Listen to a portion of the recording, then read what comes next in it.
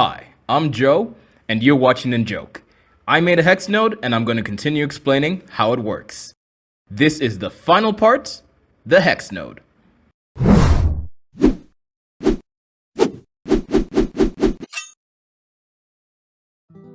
To make the hex node, we need two hex column nodes.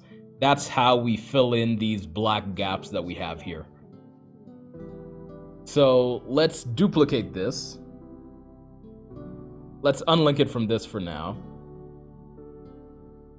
And we need to feed in UV values. Now, if you feed in the same UV values, we're actually not going to get the correct shape we want. We're just going to essentially get hexagons printed on top of hexagons. We don't need that. We need hexagons printed on top of offset hexagons. So we need the hexagons to slide to the side a bit. I'll explain. We need them to fill in these gaps. So they need to slide delta X and slide down delta Y. How do we do this, you may ask? Well, it's quite simple, my friend. We get our delta calculation node out.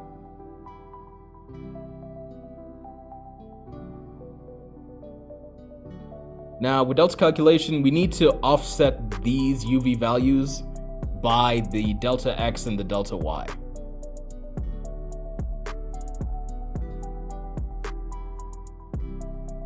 So first, let's get out a math node. Delta Y needs to be doubled because we're essentially dropping these hexagons by 2 spaces to put them into the right position. I was wrong, it needs to be halved. My bad, the other way around, divide 2, not multiply. So it needs to be halved because we're dropping them halfway down and we're shifting them by delta X. We already multiplied the delta X by 2 within our hex column node. So in the hex column, the delta X, the offset for the X is multiplied. No. Am I right? No, I'm not right.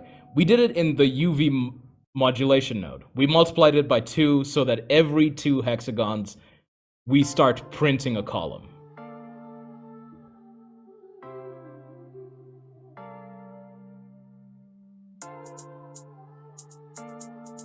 So to place the new column in the correct place, we need to shift it half down and by a single delta X. Gotta multiply here, so next we need to combine them. Z can stay 0, it's useless as usual.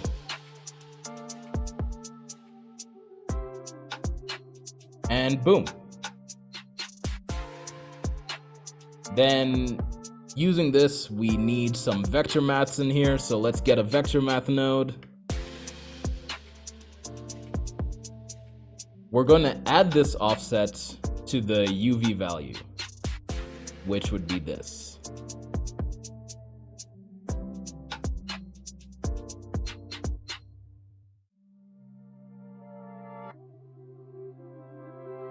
This can then get fed into our second hex column node here.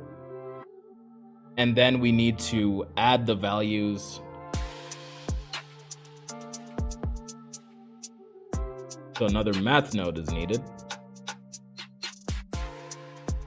Add these 2 values and clamp it because we only need 0s and 1s here. We're not dealing with any other numbers, just 0s and 1s.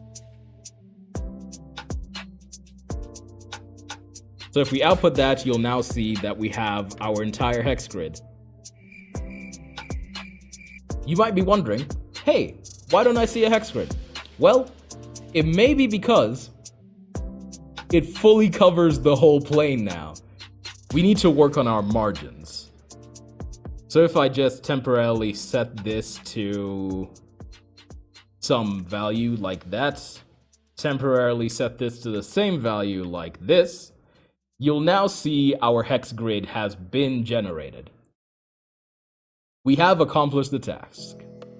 However, we can improve on this so that it is a more user-friendly node. At this point, if you want your hex node, you kind of have your hex node. You just need to group all of these into the same thing. So let me quickly just do that. Let me group all this, Control G. We need to feed in some values here. Let's start off with our margin. In the documentation, just to clearly show where the margin is going, I did use routers. So I'm going to use routers right now. We put a route right here, Shift D. We put another route right here. We move this a bit to the side. Yeah. Then we do this. We do this. We're getting good route. This needs to be a value. Don't know why it's color. It should not be colored by default. That is bad.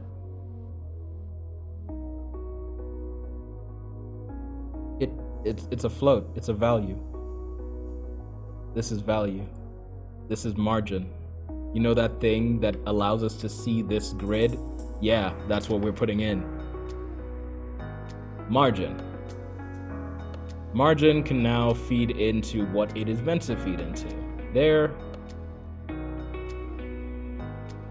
And there. Next, we're going to deal with the rotation node. Nope, not rotation, position. I can't read. Position is our first value that we're altering within the UV space, the UV map. Granted, I may be doing this in the wrong order. We'll see at the end. I don't know how to explain this. At the end, we get some weird effects that I still haven't figured out yet. I'm probably not going to figure it out in this video. I'll explain later. Either way, this will be our position X, so we'll call it pos X, and this will be our position Y, also known as pos Y.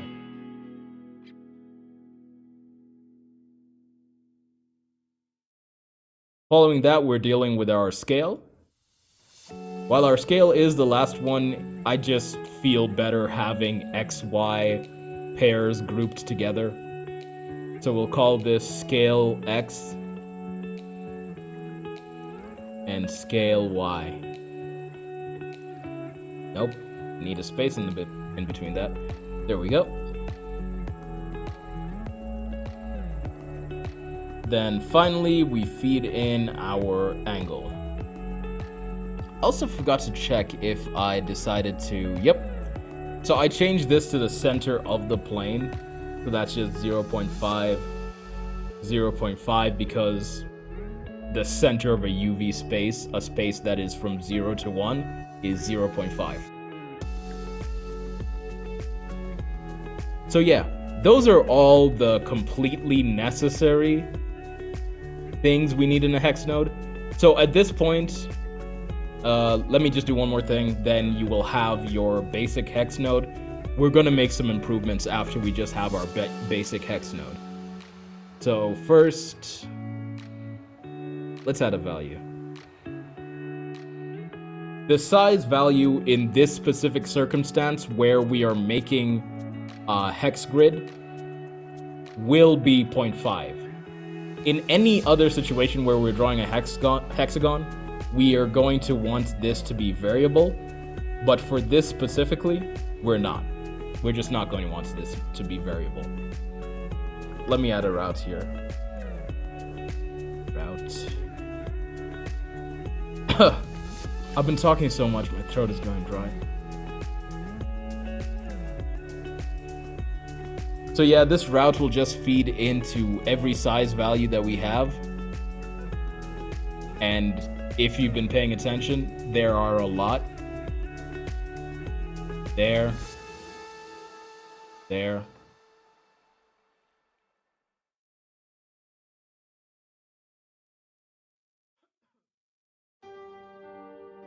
Yep, that's it.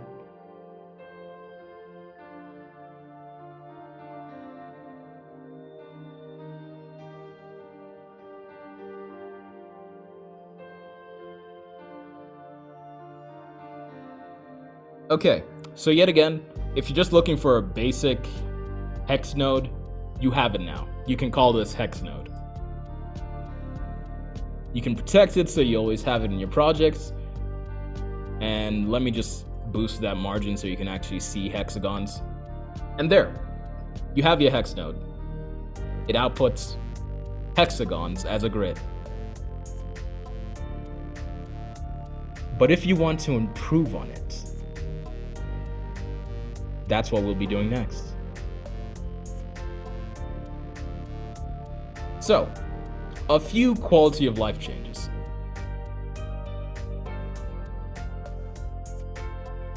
We want to make this easy for humans to understand, easy for humans to use.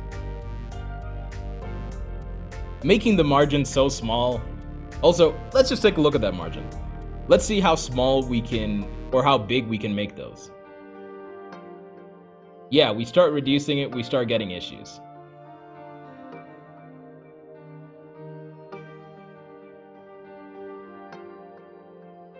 We start going large, we start getting issues. You see this? This should not be happening. It should not be this hard. So this essentially stops scaling at about 0.5. Like, that's as small as you can make it. If you go even smaller, it gets worse. 0.4. Nope, what was I thinking? If you go bigger, it gets worse? I think if you go smaller, it's fine. Yeah, I'm an idiot. If you go to 1, you see you get this mess. 0.5 is essentially the stopping point. If you go higher than 0.5, you start getting just not what you want. This is not what you want. And you know, in Blender, we kind of work from a 0 to 1 scale or just an open-ended, infinite negative, infinite positive scale. So let's make this a 0 to 1 scale. We go into node. The first thing we're going to need to change is this. It's not infinitive negative. It's not infinitive. In fact, the minimum it can be is 0. You can't have anything more than 0. You don't want anything more than 0. Then the maximum it can be, the maximum we want it to be, is 1. Now the maximum that it is 0.5.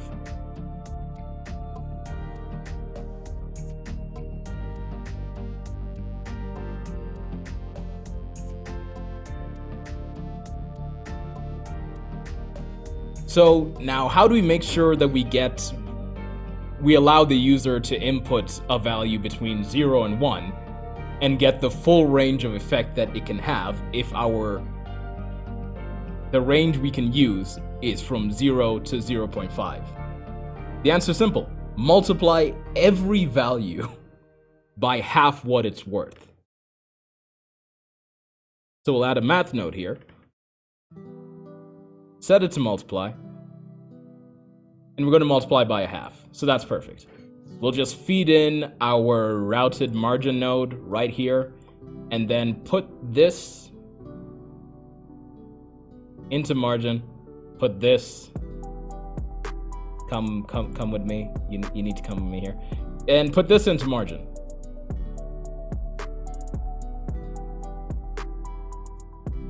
Now if we go out, the margin being 1, of course, all black space. If we even just go to 0.9, you can now see that our margin node is working perfectly.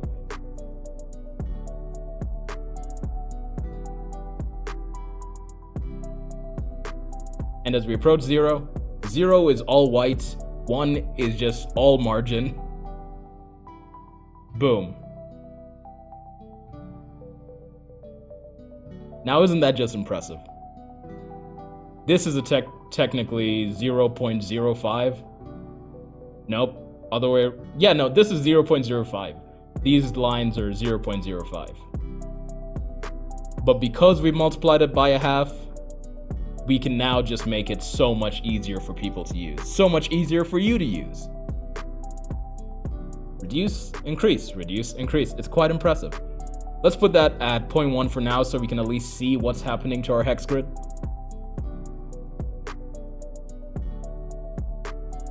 Okay, the next quality of life change Now, it's very cumbersome to need to make changes to the color out here using a color ramp. Because see, if we do this, yeah, we can change the white, sure we can. If we do this, we can change the black value. But it's just cumbersome. It's not utilitarian. It's not like having everything that we need in one place. I like to have everything that I need in one place. So we're gonna do that for this node. How do we do that? We're gonna need to do some color maths. Now, this is another custom node that I needed to make just so I can get, well, this color ramping effect. I should really undo that. I hate the color pink. I don't know why I picked it. It's so bad. Let's make it red. I love red. And let's turn this back to black. See, so cumbersome. I need to come out of the node to do that. I should just have it right here on the node. I need to add a whole other segment to do this. It's just not worth it. It's just not worth it.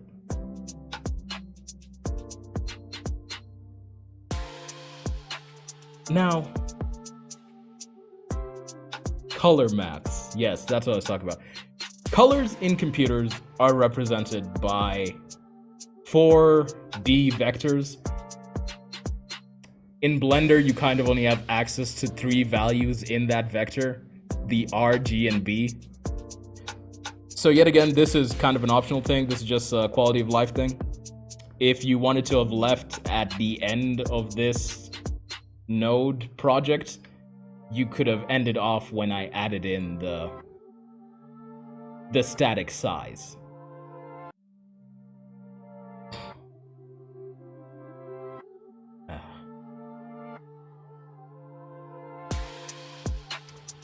Okay. So adding color to the hex node. How do we do that? How do we do color math? Well, we're gonna be making another node here. Like I said, colors are just values in a vector. In Blender, we only have access to 3 of the 4 values a color has. X, Y, and Z. Oh, I'm sorry, RGB. But essentially, what's the difference? We can simply manipulate color values the same way we manipulate vectors. So I'm gonna pull up a vector math node.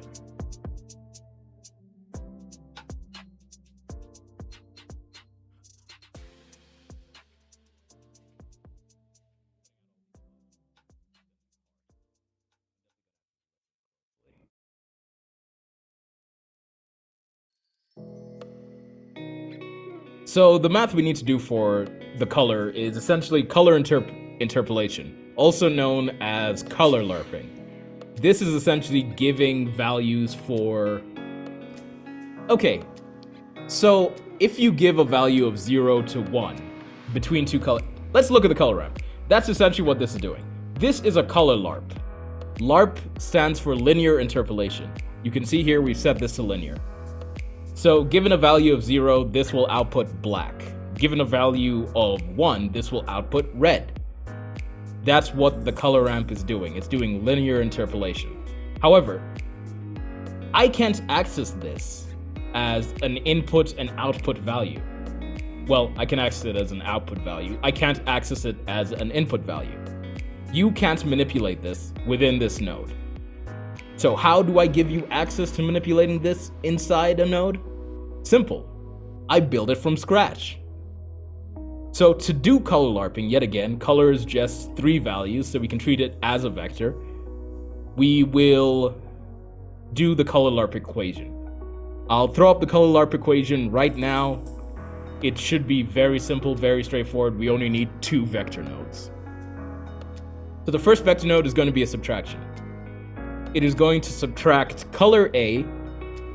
I'm sorry, it's going to subtract color B from color A. Then we need to multiply and add. This would essentially be, okay, look at this as A, look at this as B, look at this as C. This is essentially just open parentheses, A times B, close parentheses, plus C. So with this, we can feed this in for a multiplier. Then we will have A as our added value, and we will have the 0 to 1 value passed in as a vector here.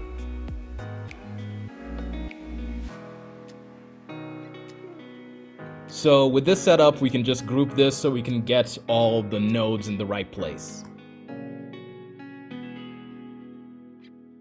With that there, I'm gonna add these manually. So we need 3 values, 2 of them are color values. Now I'm arguing it should be color first. I don't know why it immediately went to value. A, B, so color A, color B. And then this is going to just be, well, okay, now see, I think of this as factor. If I pull up a color ramp right here,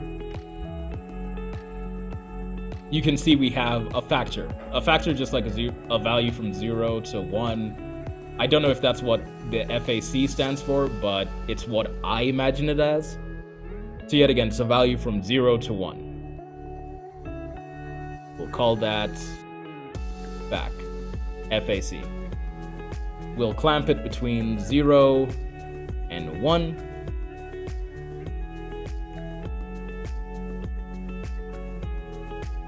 And then this will be placed into this top vector over here.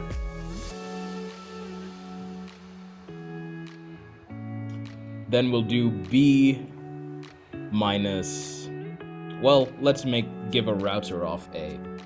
So yet again, to get a router off a node block, you just have to hit the, well, for me, it's the numpad divide and all loose outputs. I don't need it for this, delete that. And we'll route it to added, and we'll route it also to there.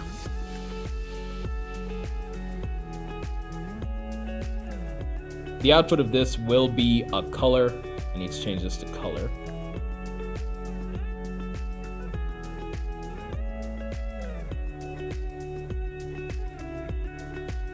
We can then call it color.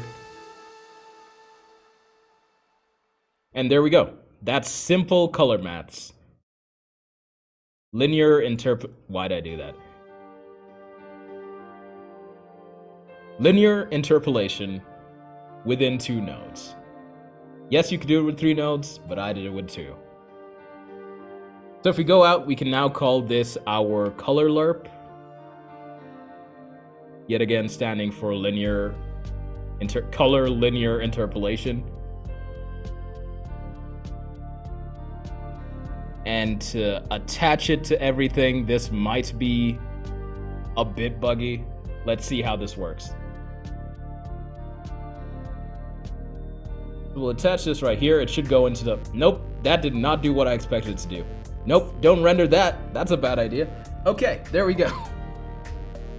Everything is black, but let's see if we change A to white, what would happen. Right, we're still multiplying things by red. That's my bad.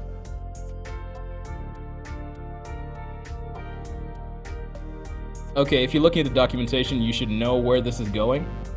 We're going to need to have this feed into inputs. So A is going to go all the way back here.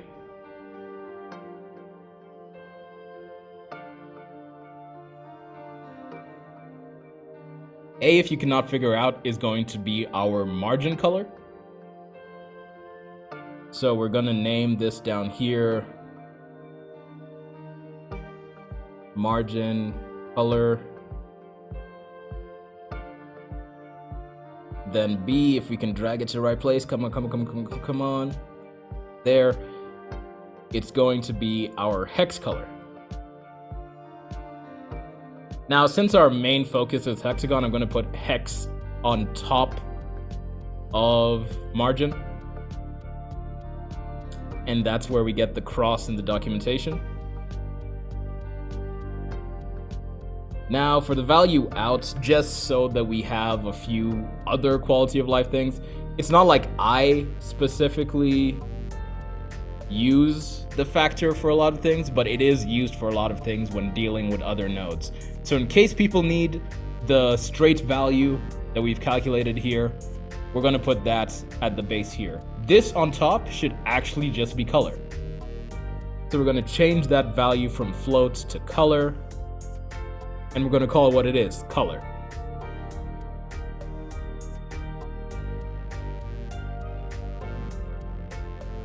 This one can be changed to factor, fac, whatever it is.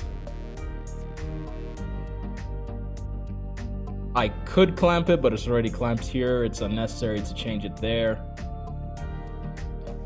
And boom. Now we have our ideal hex node. So that's it.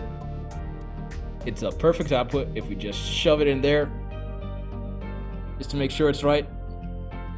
Don't fail me. I failed myself. Nope, that's wrong. Wait, no, that's right. The margins are white. The hexagons are black. So we can change that up.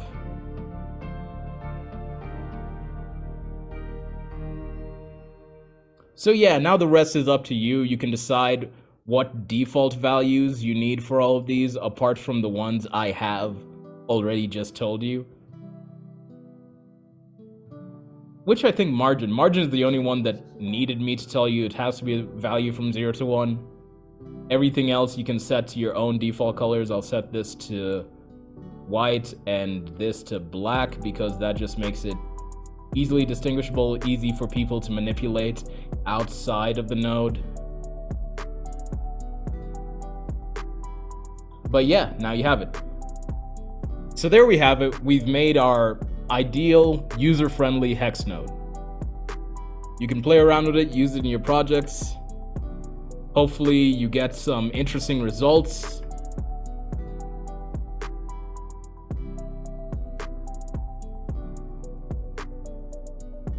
You can comment if you've made a better hex node. There are probably a lot of better hex nodes you can find out there. I was just really proud of this strategy and thought I'd share it in case anyone needed to use it. Okay, so there we have it. We've finally come to the end of this long hex node series. Like always, the documentation will be in the description below. And if I find a way to share this node separately on some kind of platform, that will also be in the description below. And if you missed the previous videos in this series, please click up here to the left where I have a playlist of the entire series. And if you just want to catch some more of my art, please click up here to the right where I have a playlist full of it. And if you want to catch what's coming next, please hit that notification bell and subscribe for more. Thanks for watching, and joke out!